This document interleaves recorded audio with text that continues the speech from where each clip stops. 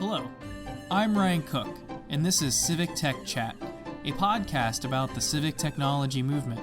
We seek to harness the power technology has to improve the delivery of public services to people everywhere. This week, we'll be listening to a recording of a lightning talk that I gave last Friday at the Code for America Summit in Oakland, California. The talk itself was all about running for office. I use my own story as an example and a source of inspiration that I hope will urge others to make similar runs of their own. So with all that said, I hope you enjoy the talk, and let's hop right in. I'm going to talk to you folks about something that might be a little scary. That's fine. And that's going to be running for office. So I'm Ryan Cook. I help organize the Open Uptown Brigade. I host Civic Tech Chat. And my lesser-known identity is I'm a former candidate for the Ohio General Assembly. Whoop, wrong way. So why run for office? So we've talked a lot during these sessions about the idea of civic tech and citizen technologists being at the table. What better way to be at the table than to be the decision maker yourself? Of course, the other part is serving your community. A service focus is that which is woven throughout our entire community.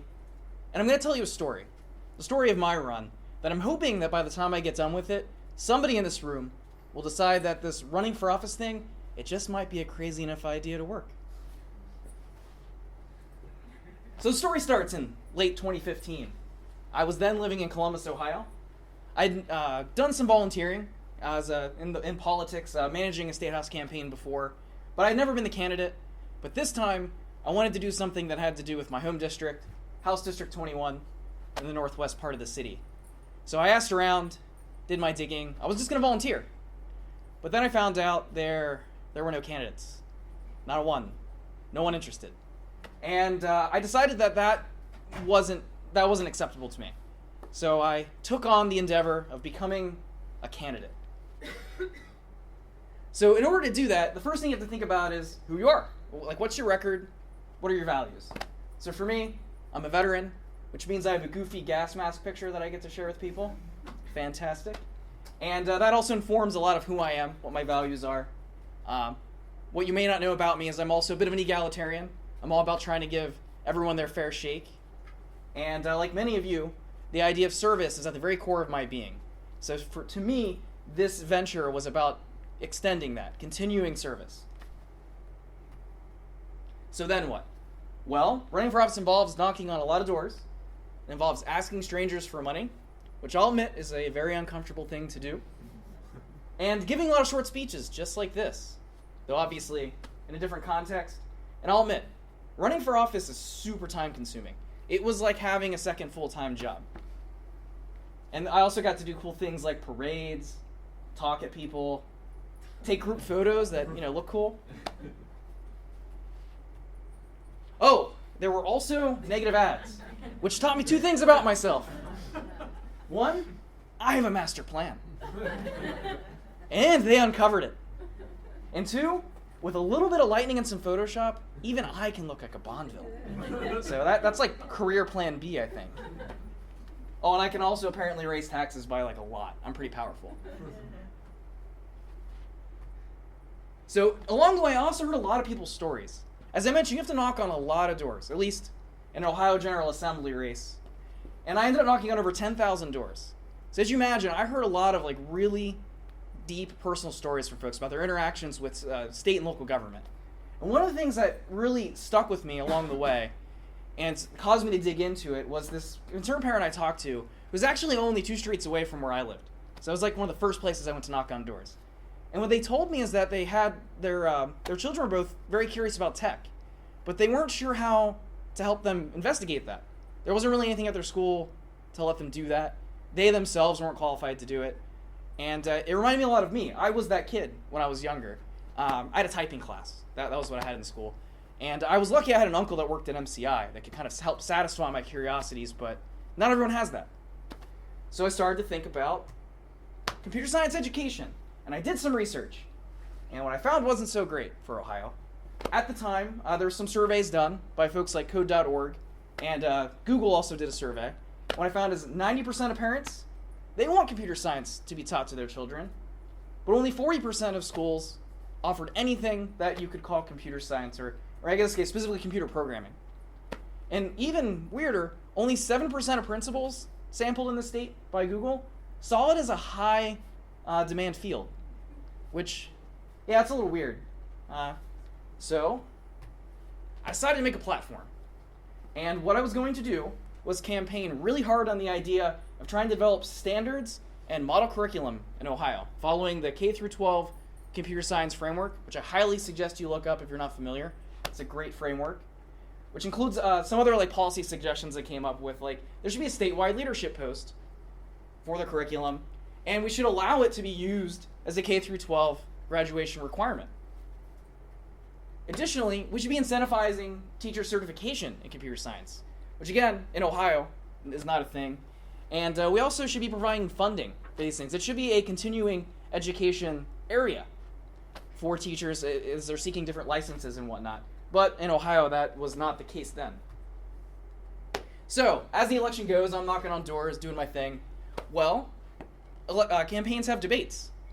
And you might think, all right, if you're running against somebody who's an entrenched incumbent, they're probably not going to show up to your community forum. Well, I got lucky. Mike Duffy did. That was the guy I was running against. And we have a debate, which a community forum is kind of more of a friendly version of a debate. Someone moderates and I say something, they say something, and we move on. But I pushed really hard on this K-12 computer science platform stuff. And at one point, I cornered him. And he made me a promise that I'll paraphrase as, if I win this race, I will work with Ryan to make this a priority. So at the time, you're okay, politicians say things. But, the election came and I didn't win. Important part of the story. But I learned a lot. I got that promise, which we'll get to. And I also have a cool Ballotpedia page that will be there forever.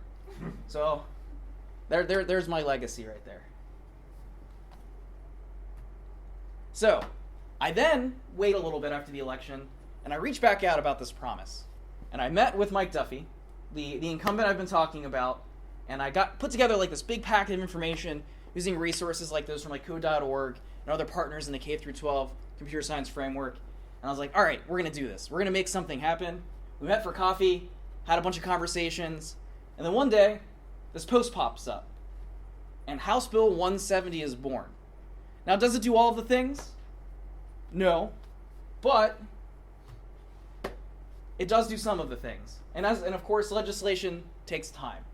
So that House bill probably came out around spring of 2017, and it kind of languished in the House for a while, went through committee, passed the House, and then it sat in Senate committee for a period of months.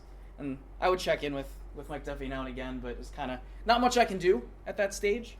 But in December of 2017, House Bill 170 was signed by the governor of Ohio, changing completely what computer science is in the state. And even cooler, just March of this year is when it went into effect. So the lesson from that is my master plan that I didn't even know about was not foiled. So what's in this law? I've said House Bill 170 a few times. So probably the most important thing is it requires the Ohio Department of Education to come up with standards for computer science courses and to develop a model curriculum for schools throughout the state. It requires the state to allow computer science courses to be used as one of the things you use for your graduation for high school. It provides resources and incentives for teachers to use computer science for their licensing, as well as to require licensure for teaching computer science. Now, like I said, it's not perfect. So one thing that got stripped out of it along the way is we had $2.5 million in support funding that was going to be for things like machines, infrastructure, helping schools that maybe don't have the funding capability themselves. And instead, it replaced it with this kind of mechanism where they can kind of raise funds from private folks if they want to, or through nonprofits. I have feelings about that, but at least we got this stuff. It's progress. It's a step in the right direction. So I leave you with this. Run for office. Just try it. It's crazy. It's really hard. It will take a lot of your time. But you know what? If you do it, you just might change your state's entire education system. Thank you.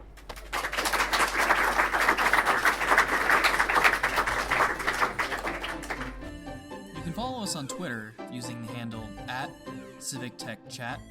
Visit us on the web at civictech.chat. or subscribe to us for content updates wherever it is you download your podcasts.